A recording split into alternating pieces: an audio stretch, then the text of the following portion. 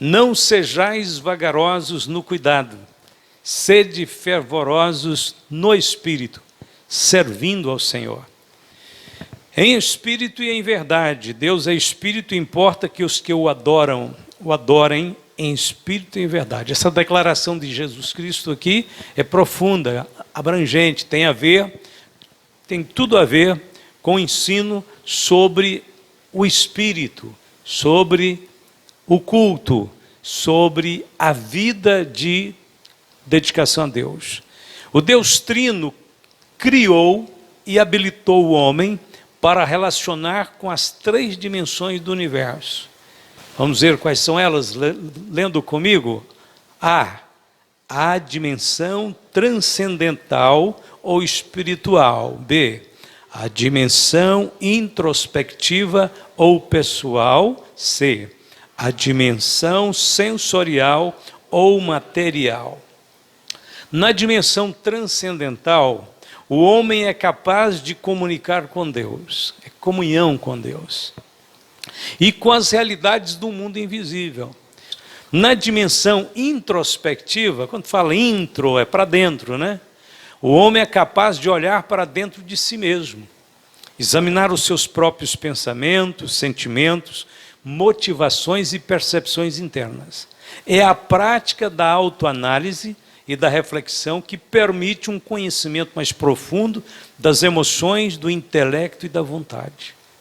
Se a gente começar agora a fazer a síntese, a dimensão transcendental está ligada ao espírito, a introspectiva, à alma, e a próxima, dimensão sensorial. Nessa dimensão, o homem é capaz de perceber, processar e interpretar o mundo exterior através dos sentidos. Este processo é fundamental para a interação, a relação dele com o meio ambiente, para o exercício da memória, da imaginação, do comportamento e da qualidade de vida. O espírito humano, eu acho maravilhoso esse versículo aqui, olha. Peso da palavra do Senhor sobre Israel. Fala o Senhor, o que estende o céu, e que funda a terra, e que forma o espírito do homem dentro dele. Zacarias 12:1. E formou o Senhor Deus o homem do pó da terra, e soprou em seus narizes o fôlego da vida. E o homem foi feito alma vivente. Preste atenção, olha, a alma e o espírito foram milagrosamente insuflados por Deus. O termo hebraico, Shaim, está no plural, significando vidas que foram transmitidas. Na realidade, a palavra Shaim, toda a palavra hebraica que termina com im, é plural. Eram 2 atributos, alma e espírito. Então o espírito dá acesso a Deus, ao passo que a alma dá acesso à personalidade, servindo em espírito. A adoração e o serviço só são legítimos se começar no espírito. Paulo diz, porque Deus a quem sirvo em meu espírito. O mesmo espírito testifica com o nosso espírito que somos filhos de Deus, Romanos 8,16. Então essa obra de ter uma transformação espiritual a ponto então de começar a perceber Deus no Espírito e servi-lo no Espírito, é uma obra do Espírito Santo. É Ele quem vem e nos faz entender, conhecer a nossa filiação, acreditar e tomar pela fé o milagre do novo nascimento, né? É muito grandioso esta transformação espiritual. Isso é que vai além, muito além dos raciocínios humanos, das pessoas que tentam interpretar a fé cristã. Fica ela lá de fora dizendo, esses crentes, esses religiosos, não sei o que e tal, né? Hoje o mundo natural aí, eles estão lidando bem com muitos termos, mas só com os termos, eles não entendem o espírito da mensagem. Eles não recebem o Espírito de Deus para compreender as coisas de Deus. Eles recebem o Espírito do mundo. Aí eles podem usar até termos que são termos religiosos, termos cristãos, mas que eles entendem de forma superficial, né? O homem antes de pecar. Aqui é uma representação, dá para você entender. Olha, a parte externa é o corpo, a intermediária é a alma e a interna o espírito. O homem antes de pecar, ele tinha esses três atributos. Ele era tricotômico desde a sua criação. Deus o fez assim. Deus habilitou o homem assim, para operar nas três dimensões que nós já falamos. O espírito dele, lá na criação, era um espírito vivificado. A vida espiritual estava lá. O homem tinha comunhão com Deus, conversava com Deus, né? Deus visitava o homem na viração do dia. Ele tinha tudo, ele tinha na alma dele, tinha mente. Adão tinha uma mente brilhante de um cientista, um QI que não podia nem ser medido, tão elevado que era. Nós já falamos sobre isso, né?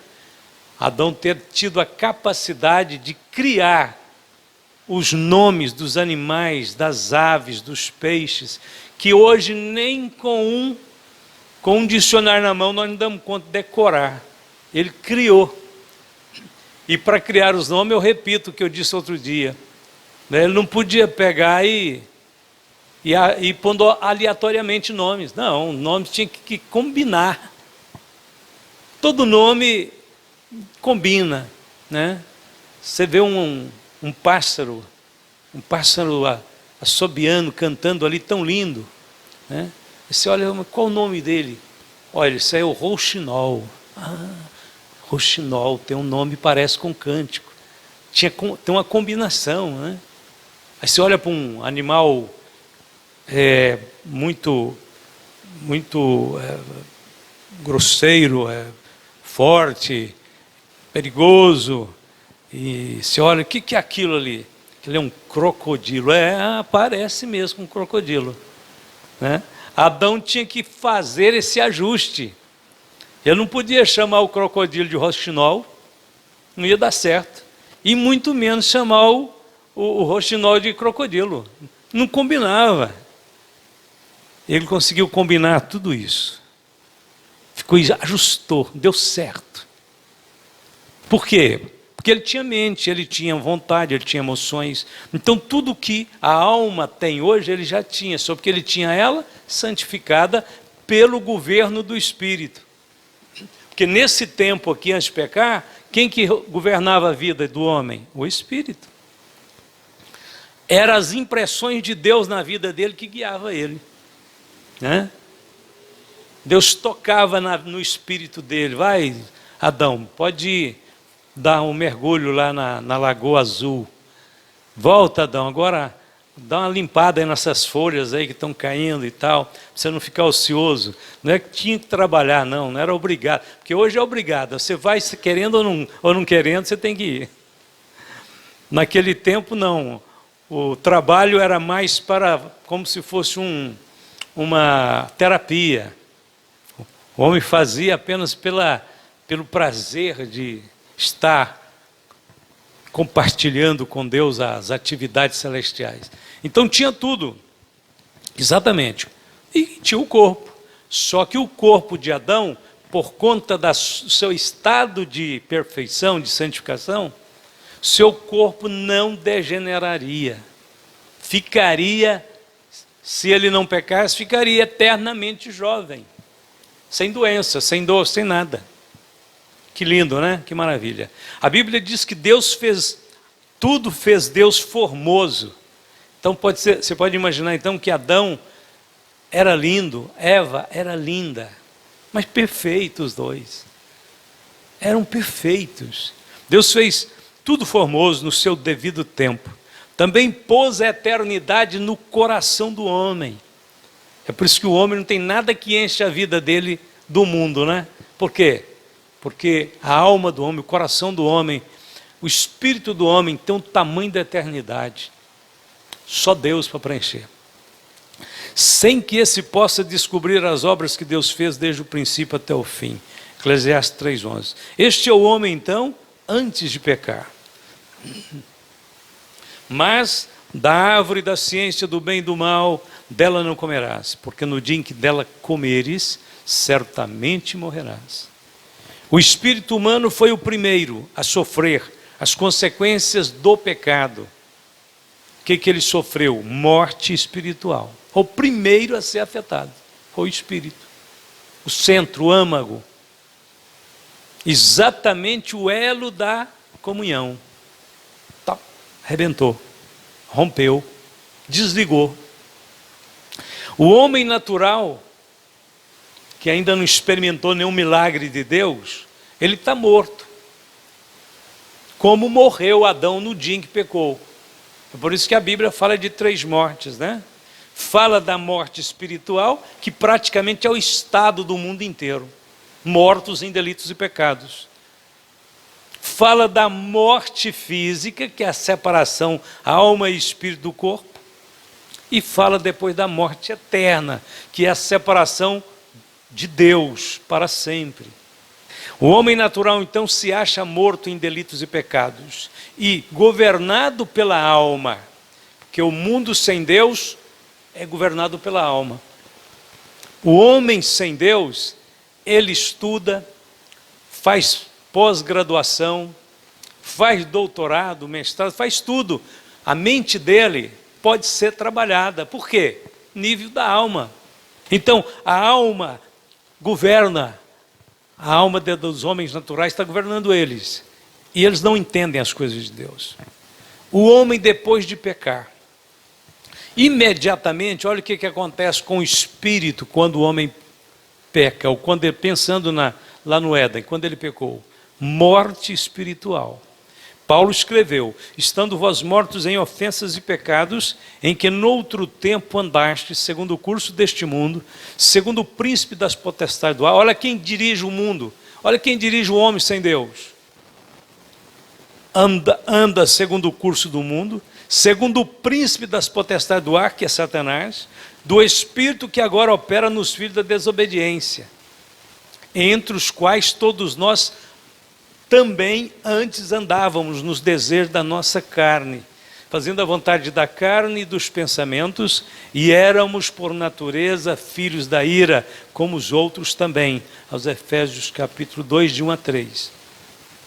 Então, esse é o estado espiritual do mundo. Ele morreu espiritualmente, ele está morto, mas ele continua operando no nível natural, humano. Ele vai, ele vem, ele constrói, ele compra, ele fica rico, ele empobrece, ele mata, ele ama, tenta amar, né? Faz o possível para amar.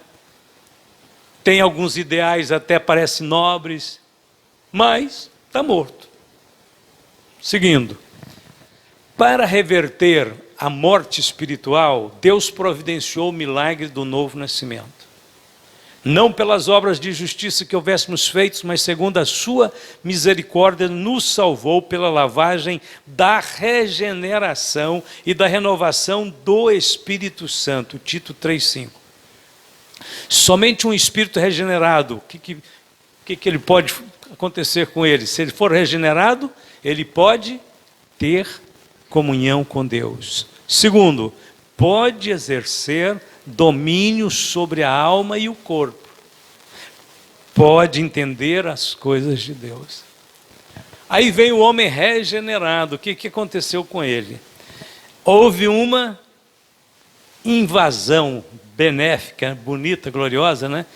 Houve uma intervenção do Espírito Santo e da palavra de Deus.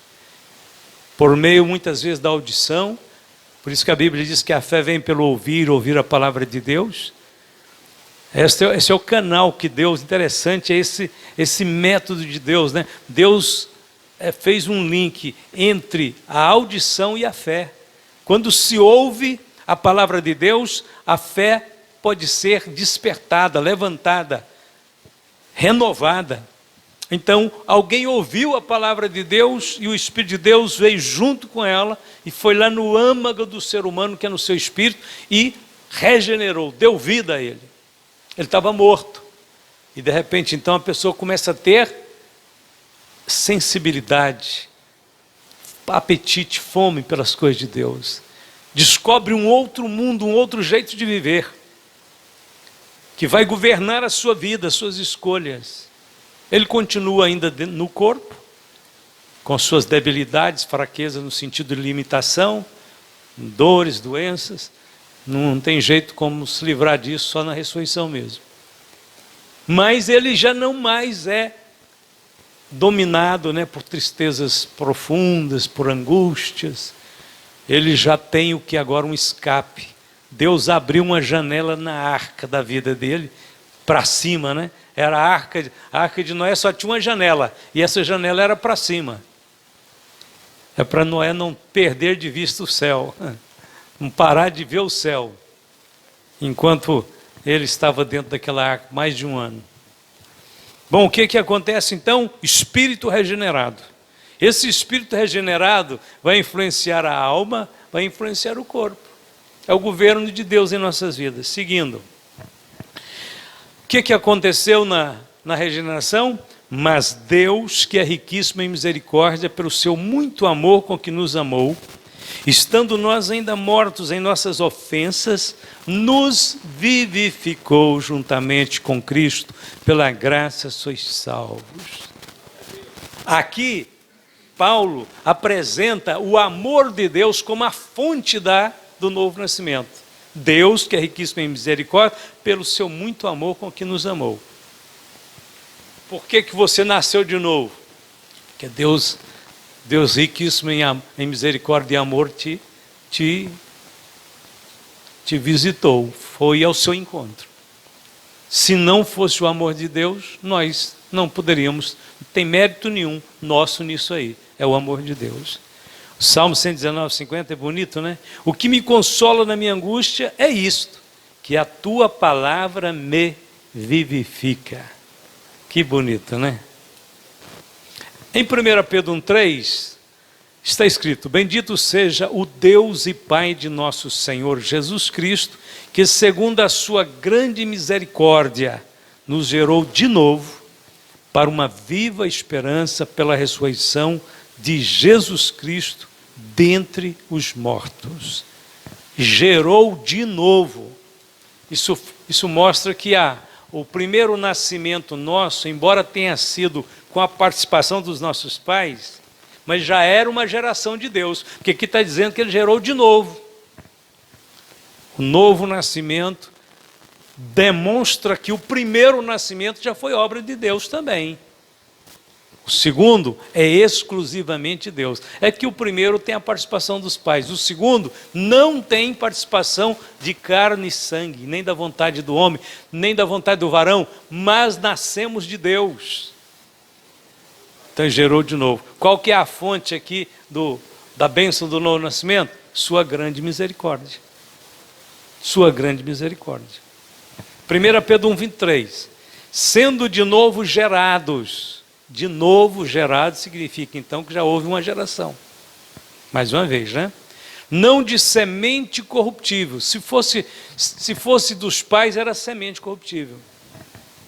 É nascer do sêmen, do homem, da união dos gametas, masculino e feminino, formam um embrião, etc. E vem uma criança. Isso é a semente. É a semente do homem, corruptível. Corruptível porque ela não vai gerar o homem no seu estágio final de acabamento. Ele vai ser apenas gerado para uma vida terrena. Agora, quando Deus vem com o novo nascimento, Ele está nos gerando para uma vida eterna, que já inclui o novo corpo, o novo céu, a nova terra e tudo. Então, sendo de novo gerados, não de semente corruptível, mas da incorruptível, pela palavra de Deus. Então, mais ou menos, Deus comparando as coisas, do jeito que no nascimento de uma criança precisa de uma semente, também no novo nascimento precisa da semente. Onde está a semente do novo nascimento? Aqui, a palavra de Deus. Incorruptível pela palavra de Deus, viva e que permanece para sempre. Daí também é um mistério, As pessoas não compreenderem. Isso aqui no sentido físico é um livro. Pode ser parecido com milhares de outros livros. Mas quando entra dentro deste livro, se descobre que a mensagem é uma semente incorruptível, divina. Uma semente divina, que gera novas criaturas, novos homens, novas mulheres para o reino de Deus. Tiago 1,18. Segundo a sua vontade, ele nos gerou pela palavra da verdade, para que fôssemos como primícias das suas criaturas. Aqui qual é o meio do novo nascimento? A palavra da verdade. E a vontade de Deus, né? Segundo a sua vontade, nos gerou pela palavra da verdade. Então a palavra de Deus e a vontade de Deus estão em ação no novo nascimento. E o final, conclusão, a comunhão com Deus depende de um espírito regenerado, abastecido com a palavra de Deus e renovado pelo Espírito Santo. E olha que lindo, Paulo usa as palavras na hora certa. Olha como é que ele abençoou os irmãos aqui. A graça de nosso Senhor Jesus Cristo seja, irmãos, com o vosso espírito. Amém. Gálatas 6,18. É isso que nós precisamos. Orar a Deus e dizer: Senhor, eu preciso da tua graça em meu espírito. Meu espírito vivificado, meu espírito renovado, eu servindo ao Senhor com fervor, né?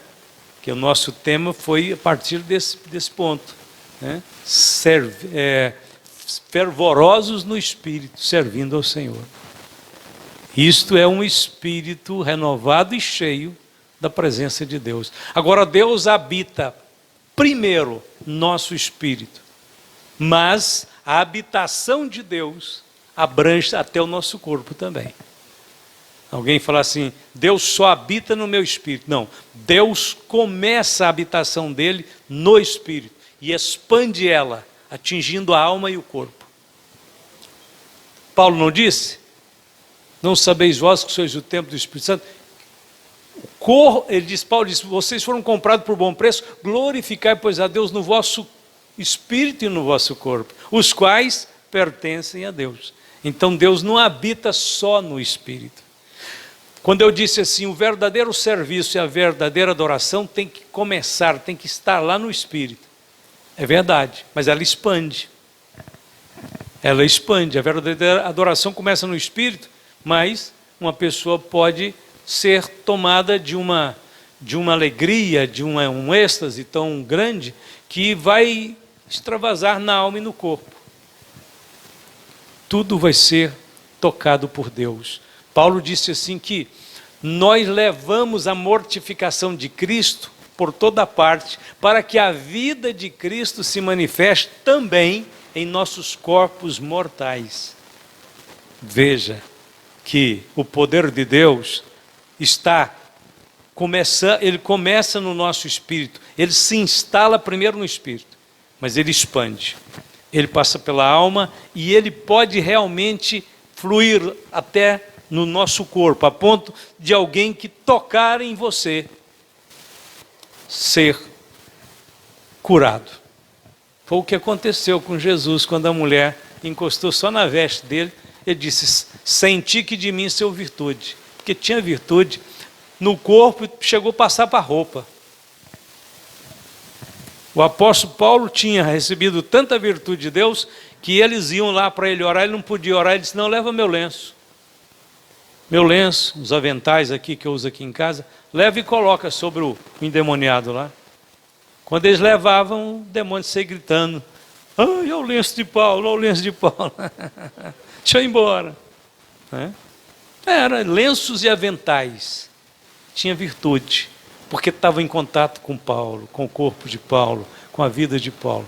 Claro que nós não vivemos fazendo campanha do lenço consagrado, da meia ungida. Nós não fazemos. Isso é uma coisa esporádica, pode acontecer uma vez ou outra. Muito tempo atrás, aqui em Trindade, tinha um irmão Etelvino, a mãe Eunice lembra dessa história. E o senhor Ilso Torrano, dominante, na casa dele, lá no centro. E ele conhecia muito o Etelvino, mas o Etelvino passava lá, orava por ele, a gente ia. Eles aceitavam, eles gostavam de cultos.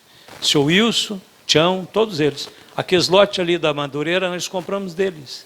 Os 2 primeiros imóveis na esquina, onde está o templo, nós compramos deles. Eu fui pessoalmente e negociei com eles. Eles venderam para a gente sem perguntar como é que a gente ia pagar na época. E a gente teve que parcelar. E eles vendiam na hora, sem receber um centavo, me davam a escritura e diziam, pode escriturar, pastor. Bom, que isso? Vocês não receberam nada ainda? Mas pode escriturar. Eu escriturei os 2 primeiros imóveis ali, levei lá para o cartório, e ele demarcou o dia, o pastor Albino, que era o pastor presidente de Campinas, Madureira, né, veio, chegou lá em casa, irmão, estou aqui, você que tem que assinar aí uma escritura? Tem, pastor, vamos lá no fórum. Era lá no fórum.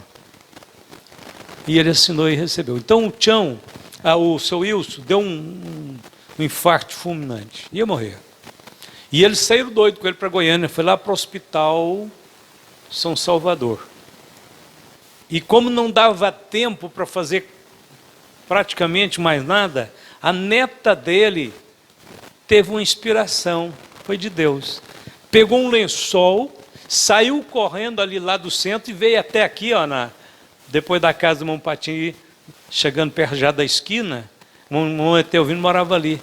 E chegou correndo e disse, irmão Etelvino, pelo amor de Deus, me ajuda, meu avô foi embora, foi levado para Goiânia. Não sei nem se ele chegou com vida lá, mas eu estou indo para lá. O senhor podia orar nesse lençol, vou levar para cobrir ele. O irmão Etelvino orou. O Etelvino era cego. Não ia dar para ir lá. Ele orou, Jesus, tenha misericórdia, abençoe que este lençol cubra a vida do seu Wilson e ele sare por um milagre das suas mãos. E ela pegou e abraçou com aquele lençol, chorando, com lágrimas, saiu correndo, foi para Goiânia. Chegou lá, ele tinha sido atendido, estava numa sala de emergência, e ela pediu, falou, eu preciso de entrar, meu avô tem que ser coberto desse lençol. E ela cobriu seu Wilson com o lençol. Aí, 5 dias depois, ele estava bem em casa aqui novamente, milagrosamente.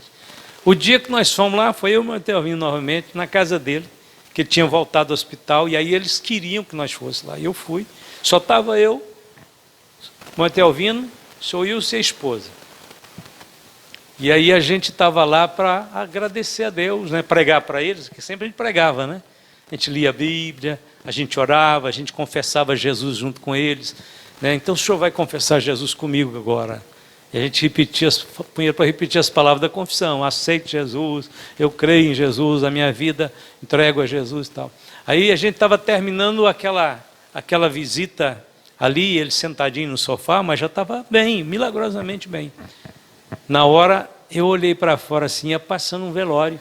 O pessoal ia subindo a pé para sepultar alguém lá no cemitério. Aí eu parei.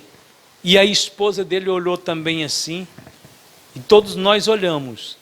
E eu disse, mais um recado de Deus para nós aqui. Qualquer um de nós poderíamos estar no lugar daquele que está indo ser sepultado agora. Inclusive o Senhor, mas Deus não deixou. Poderia ser a sua família inteira atrás de um velório, mas Deus não deixou, porque a sua vida tem que pertencer a Deus.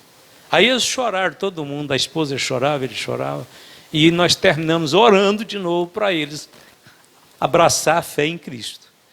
Então, eu imagino que muitos dessas pessoas que nós evangelizamos, embora elas não tiveram a oportunidade de frequentar a igreja, mas elas foram muito bem orientadas na palavra do Senhor. Na casa do Tião fiz cultos também várias vezes. Era o mais novo, era o filho. Mas são pessoas que contribuíram com o evangelho aqui de forma silenciosa, humilde e desprendida. Aqueles dois imóveis, onde está o templo ali. Isso não apaga, isso a eternidade registrou. Aquele tempo só está lá hoje por causa da bondade deles em querer ajudar a igreja. E só fizeram isso por causa do nome de Jesus, né? Com certeza. Então Deus tem trabalhado neste mundo de muitas formas. Por isso que a Bíblia, por isso não que não é a Bíblia que fala isso, mas dá a entender, né, que o céu vai ser um lugar de muitas surpresas. E nós esperamos, né, realmente ver muitas pessoas que evangelizamos. Às vezes não teve o privilégio que nós temos de estar em cultos, estar compartilhando de bênçãos como a desta noite, mas numa proporção mais, vamos dizer assim, com menos privilégio, ouviram a palavra de Deus e agarraram em uma palavra de salvação. Deus abençoe a todos nós, então, vamos continuar fervorosos no Espírito, servindo ao Senhor. Fiquemos de pé. Glória a Deus, pastor Kleber está ali conosco, sempre um prazer, né? Ter o pastor Kleber, ficou uns dias meio longe de nós, mas agora está aqui hoje, pagando a dívida, um pouco da dívida. Vamos agradecer o Senhor, lembrando que quinta-feira já é o culto das senhoras, né, pastor? Glória a Deus. Bom, Kleber, sobe aqui para fazer uma oração conosco, por favor. Vamos terminar agradecendo a Deus junto com o pastor Kleber.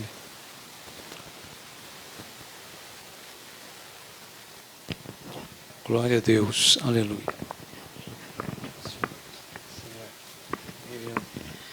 Oremos. Pai Celestial, graças te damos por esse ensinamento glorioso, meu Pai, que os nossos corações, a nossa alma, venha refletir, meu Deus amado, através também do nosso corpo, caminhando nos passos do Senhor, te buscando em todo tempo, em todo momento, que nossos caminhos sejam, meu Pai amado, sempre os caminhos do Pai. A tua igreja, meu Deus, que te ouve nessa noite e te agradece por tudo que o Senhor falou aos nossos corações, que o Senhor os conduza agora, meu Deus, aos seus lares e que tenhamos uma noite de sono reparador, uma noite de sono completo e confortável nos nossos lares. Leva-nos em paz, nos guarda, nos livra de todos os laços do inimigo. Nós te pedimos desde já e por fé te agradecemos, em nome de Jesus. Amém.